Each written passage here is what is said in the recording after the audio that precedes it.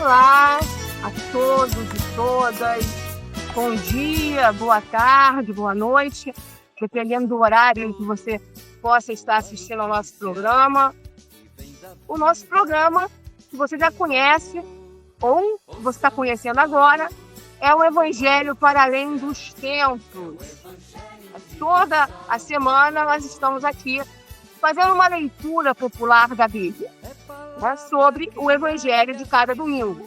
Nesse caso, hoje, é sobre o Evangelho do domingo, dia 25 de janeiro de 2026, que é o terceiro domingo do tempo comum, e o Evangelho é Mateus 4, 12, 23. Né? Essa parte da Bíblia nos traz o momento em que Jesus inicia sua missão pública, né, se aproximando dos últimos e com eles irradiando justiça. Vamos esperançar de cada canto do planeta de mãos dadas, celebrando o Evangelho para além dos templos. Este é um movimento onde a fé transcende fronteiras e o amor nos conecta. É o Evangelho além dos templos, que quebra barreiras e nos mantém interligados. Ouça a boa nova. Deixe-a preencher sua alma, deixe-a inspirar seu caminhar. Somos um na fé, um no amor, como uma roda de samba, cada um com seu instrumento, mas tocando em harmonia. Unidos pelo bem comum, somos Evangelho vivo, o povo que luta por libertação, em defesa da vida, da paz e do amor. Então, para comentar esse Evangelho de hoje, nós vamos chamar o nosso querido Frei Gilvander. Obrigado pela presença, Frei Gilvander, uma alegria. Olá, Ana Helena, alegria reencontrar você depois aí de Natal, Ano Novo, e fiquei feliz de saber que você continua firme na teologia, já escreveu mais um livro aí sobre o nosso grande Dom Tomás Balduino, que já está no prelo, não é isso? Exatamente, vai sair em maio ou junho, se Deus quiser. Que beleza, então... É importante, Frei Gilvander, a gente dar uma moral aqui, né? Sempre agradecer aos canais que estão transmitindo o nosso programa, né? E citá-los, né? A TV Causas da Vida, o canal seu, né? Que é o canal Frei Gilvander Luta pela Terra, Marcelo Barros, né? Que é o nosso grande mestre, o Zé Vicente também transmite, Conversas de Paz e Esperança, TV MPC, canal Vida no Sul e o canal do Instituto Cultural Padre Josimo. Bastante coisa, né, Giovana? Exatamente. Começamos pequenininho, com uma gota d'água, assim como o Rio São Francisco, mas pouco a pouco, nesse trabalho nosso coletivo, comunitário, né, tem a equipe, tem pessoal também nos bastidores, e sob a liderança do nosso querido irmão Marcelo Barros, vamos seguindo, já vários canais participando. E nesse terceiro domingo do tempo comum, agora, né, Ana Helena, domingo 25 de janeiro, esse evangelho de Mateus, capítulo 4, versículos de 12 a 23, que vai apresentar para nós, assim, o início da missão pública de Jesus Cristo, na prática libertadora e profética, e é importante a gente perceber como é que fez isso, né?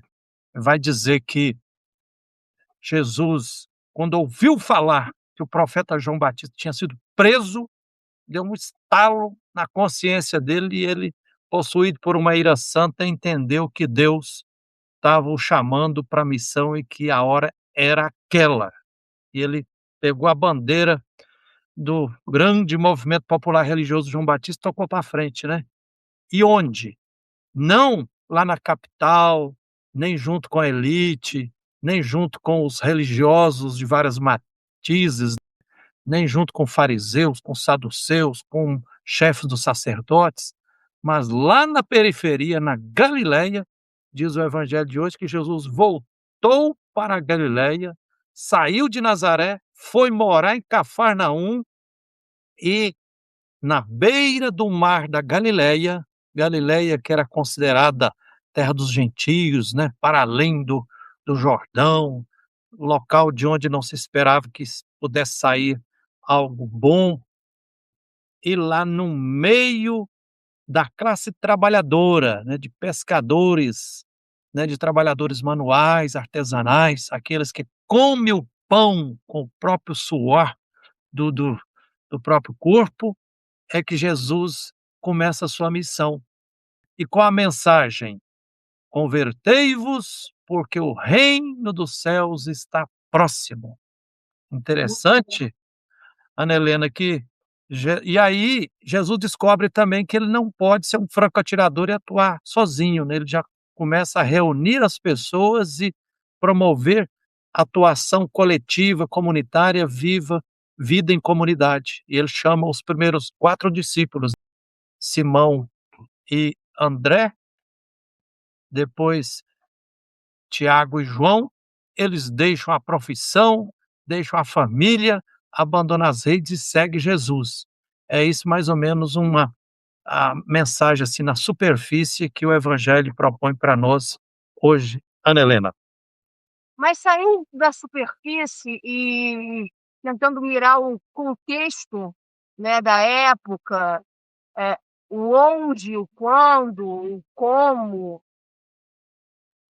se deu realmente esse pontapé, que a gente pode chamar de pontapé inicial na missão pública de Jesus, para anunciar e testemunhar o reinado divino.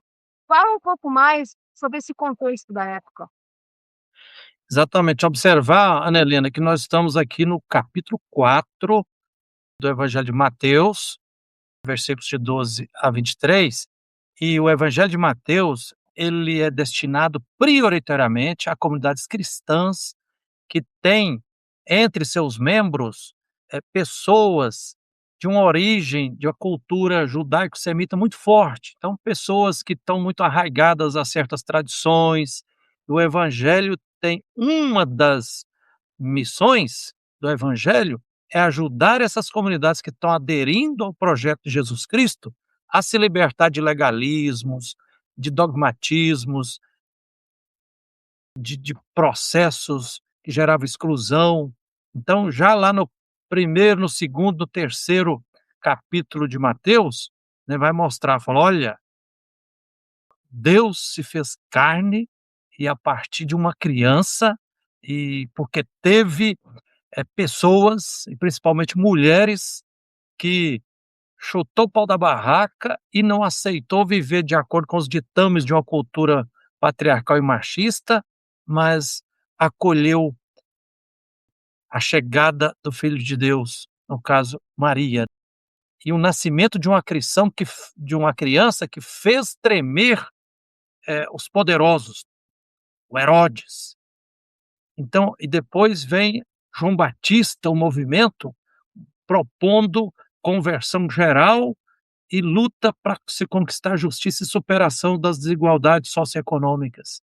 E Jesus entra nesse caminho, o Evangelho de Mateus mostra-se uma certa continuidade entre o movimento popular religioso de João Batista, que Jesus vai dar seguimento. Como? Jesus, quando percebe que João Batista está batizando, ele entra na fila: "Ó, quero ser batizado também". Ele é batizado e eis que uma voz do céu o confirma como filho muito amado.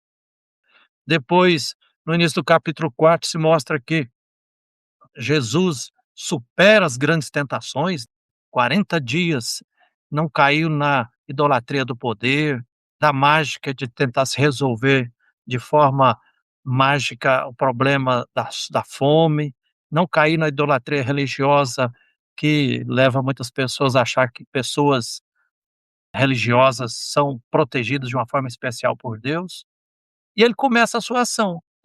E o importante é te assinalar, Ana Helena, que Mateus faz questão de dizer que qual foi o clique, o insight que Jesus teve para começar a sua atividade profético-libertadora. Não foi assim simplesmente um retiro de 40 dias, né, um estudo num curso de teologia, mas foi um acontecimento político grave, um ato de repressão do Estado, que foi a prisão de um profeta, a prisão de João Batista. E como Jesus, além de ser primo, era um certo seguidor de João Batista, sentiu nas entranhas daquele acontecimento político que tinha que começar a sua missão. Então ele não dá uma de neutro, na e também Jesus não cai na esparrela que é de assimilar a ideologia dominante, que Jesus poderia muito bem dizer assim, depois da prisão, ele sair com uma proposta assim, falar: "Olha, vocês que estão seguindo João Batista, caiam fora, sumam, desistam, porque senão vocês também vão ser presos e terão o mesmo destino do mestre."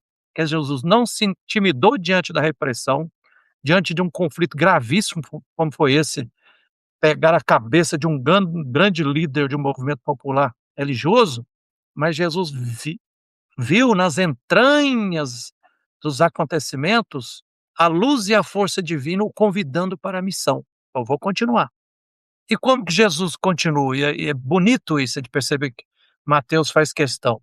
Jesus não começa a partir dos de cima, nem dos poderosos, nem da política, nem da economia, nem da religião, mas ele vai lá para os confins da Galileia. A Galileia que era chamada Galileia dos gentios.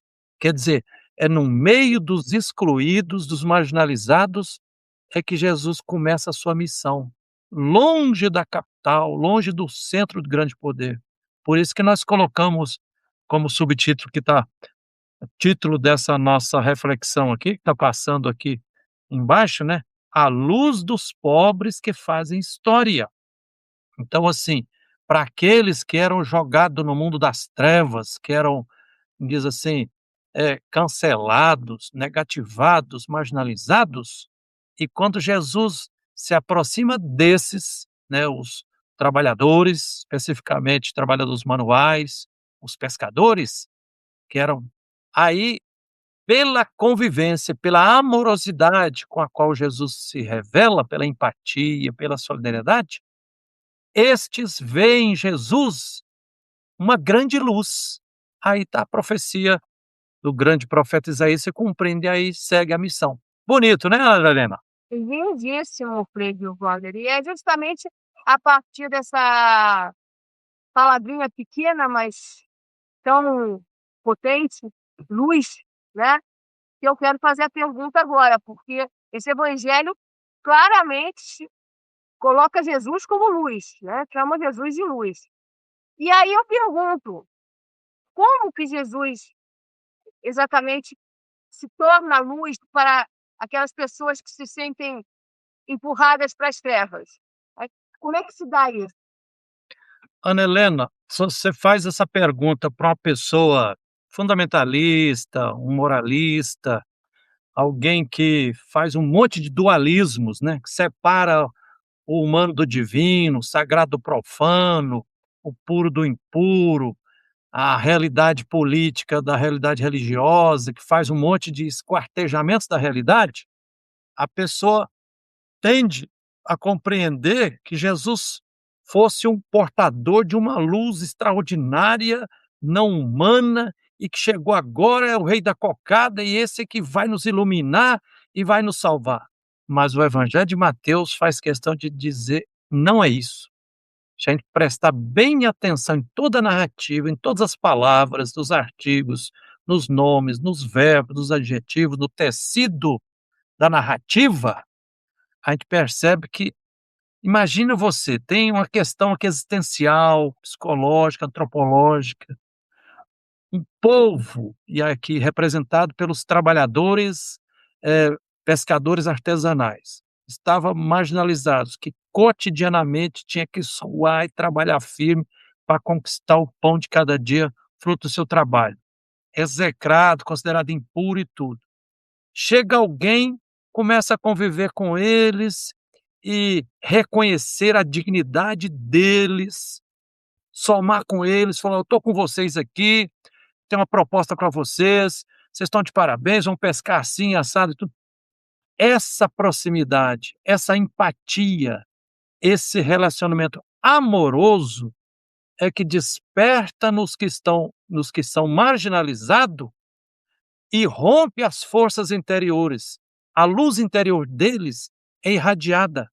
Então Jesus parece que faz assim como riscar um palito de fósforo para acordar a luz e a força divina que existe nas pessoas, que muitas vezes, quando são marginalizadas, são abafadas.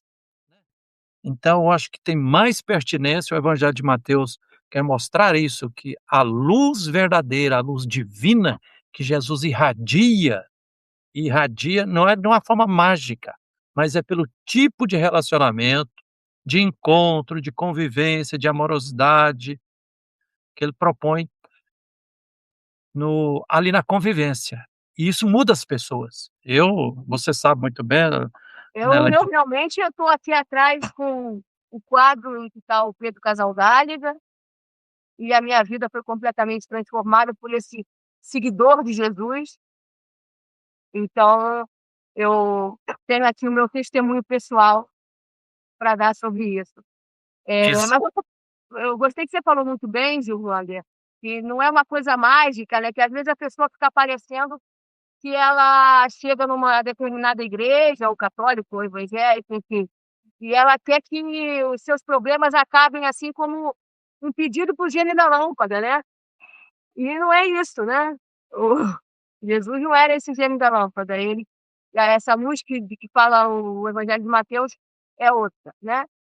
Então vamos passar aqui para a questão de uma outra expressão que se encontra nesse evangelho, Gilvander, e que é muito repetida, mas às vezes muito mal compreendida, que é pescar homens. Pescar homens.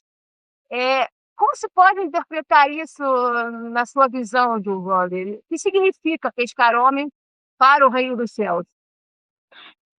Ótima pergunta, né, Helena, porque essa expressão do Evangelho, Jesus chamando: "Olha, abandonem as redes de vocês e eu vou fazer de vocês pescadores de homens". Infelizmente, lamentavelmente, ao longo dos séculos e atualmente ainda tem muitas lideranças religiosas, seja padres ou pastores ou leigos mesmo, às vezes até cheio de boa vontade, mas que fica na superficialidade do texto e usa e abusa esse versículo para fazer discursos proselitistas. E não é nesse sentido, né?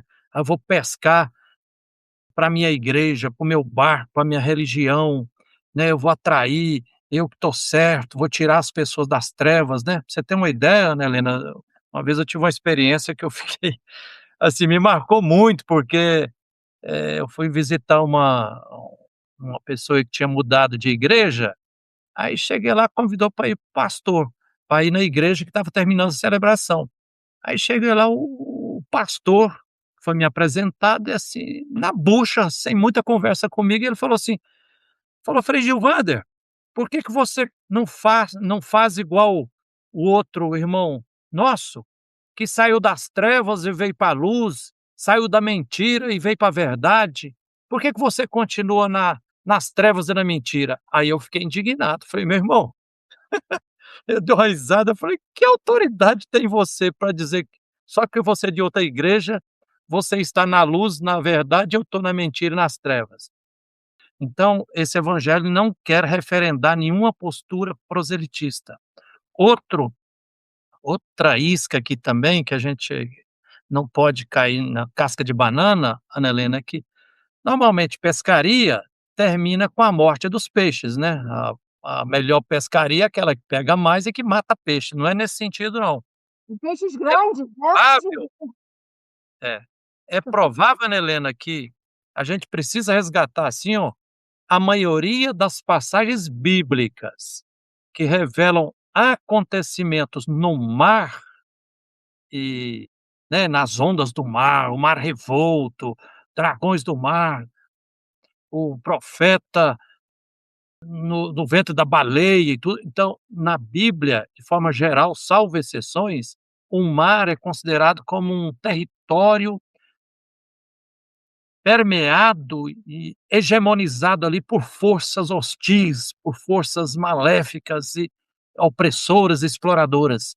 Então, no fundo, quando fala assim: "Farei de vocês pescadores de pessoas para o reino dos céus, para o reinado divino", não é proselitismo, é dizer, libertar as pessoas de amarras para que as pessoas possam criar outra sociabilidade, não em oásis, mas no mundo, transformando o mundo com relações humanas e sociais que gerem amor, justiça, paz, perdão, empatia, solidariedade, onde as pessoas sejam dignificadas. É nesse sentido, essa expressão é por aí. Bom, e Gilvander, já encaminhando aqui para o final do programa, a gente sempre procura fazer uma espécie de atualização, né, do evangelho, o que esse evangelho tem a dizer para nós nos dias de hoje. Então, peço que você faça um comentário final sobre isso. Ana Helena, esse evangelho, claro, ele aconteceu na época de Jesus, aconteceu na década de 80 do primeiro século, quando o evangelho de Mateus foi escrito, e vem acontecendo ao longo de mais de 20 séculos, e está acontecendo atualmente. A gente precisa ter a sensibilidade de perceber a luz e a força divina, relações humanas e sociais acontecendo onde menos a gente espera. Por exemplo, eu vejo esse evangelho acontecendo, Ana Helena, atualmente, na pessoa do nosso querido Padre Júlio Lancelotti, que com mais de 60 anos dedicando a sua vida, a sua missão à população em situação de rua, São Paulo, conforta, consola, mas por outro lado é execrado, odiado por aqueles que querem abafar a situação, que querem continuar pisando na dignidade humana, né. Eu vejo esse evangelho, dos passos iniciais da missão profética libertadora de Jesus acontecendo no meio de muitas comunidades originárias, dos povos indígenas. Quando a gente viaja, por exemplo, para o centro-oeste do Brasil ou para o norte do Brasil, a gente percebe, é comum as pessoas falarem assim: "Ó, Frei Gilvander, aqui tem mata preservada, porque aqui é território indígena. Desse outro lado aqui, tá vendo? Só monocultura de eucalipto e da soja, porque aqui o agronegócio chegou". Então, assim, naqueles que de onde se menos espera, está sendo preservado. Eu vejo esse evangelho acontecendo, por exemplo, no meio de pessoas, seja de terreiros, do candomblé ou da umbanda, em ocupações urbanas ou camponesas, em grupos, que têm orientação sexual homoafetiva, mas que vivam a fraternidade. Eu conheço um número muito grande de pessoas homossexuais que se doam amorosamente ao próximo, que estão lutando por terra, por moradia, tá na luta para superar o racismo, aonde menos se espera, longe das fontes de poder econômico, longe de poder político, longe do poder religioso. Aí está o caminho de salvação. Então, que esse evangelho nos chama para a gente aderir, ouvir e abraçar esses que são, de fato, aqueles onde a luz e a força divina está sendo construída. Será que é por aí, Ana Helena? Eu acho inclusive que foi muito interessante você citar o Padre Júlio, porque eu estou sabendo, né, Frei Gilvander, você está sabendo também, que tem um pessoal do Movimento dos Trabalhadores, como é o mesmo nome do canal, que é o pessoal que está gravando a missa dele aos domingos. Ah, sim, é o Brasil Progressista TV, Sim, você a rede popular que está ecoando a mensagem do Padre Júlio, mesmo ele tendo sido censurado pelo cardeal, de São Paulo, né. é bom a gente divulgar isso, né, Frei Gilvander, que é o Brasil, esse canal Brasil Popular, né, tá fazendo essa transmissão aos domingos, né, da missa dele, e a gente aqui humildemente, né, eu sei que o seu canal e o meu canal também, a TV Causas da Vida, estamos retransmitindo também, pelo menos a homilia, né, a gente consegue colocar aos domingos. Então acompanhem, né, para que a gente dê uma força aí para que a voz do Padre Júlio não seja totalmente calada, né. Valeu? Exatamente. Então tá, então vamos lá. Um grande abraço a todos e até a próxima, né. Um abração, até o próximo, Ana Helena. Tudo de bom, abração. Tchau, tchau.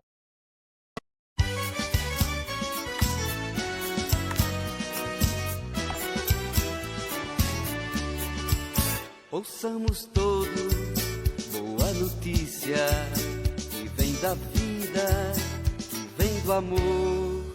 Ouçamos todos boa notícia, é o Evangelho de Deus Salvador. É palavra que abre as prisões e os corações atribulados. Nossos lábios se abrem em canções e os oprimidos são libertados. Ouçamos todos boa notícia que vem da vida, que vem do amor.